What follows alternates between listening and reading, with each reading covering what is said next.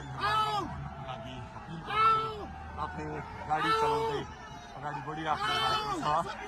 हामी दुर्गा प्रसादसँगै अगाडि बढिरहेका छौँ। यहाँ निकै ठुलो मात्रामा युवाहरूको उपस्थिति देख्न सकिन्छ।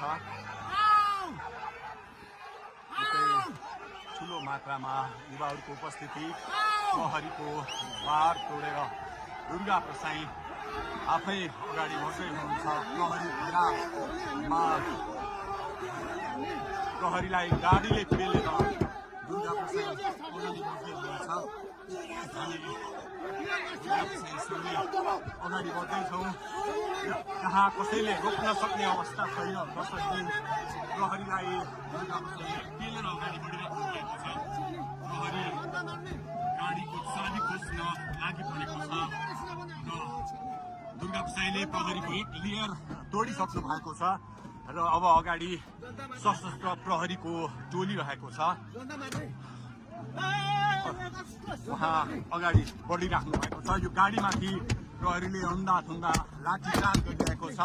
तपाईँ देख्न सक्नुहुन्छ दुर्गा प्रसाईको गाडीलाई प्रहरीले रोकिराखेको अवस्था। उहाँले यो प्रहरीका सम्पूर्ण सुरक्षा घेरा तोडेर दुर्गा प्रसाई अगाडि बढ्नु भएको छ र यति बेला तीनखुनेको यो पुलबाट अगाडि बढिसकेको छ। यो दृश्य अगाडिपट्टि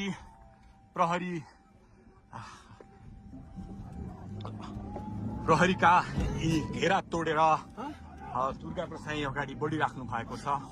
हामी दृश्य देख्न सक्छौँ।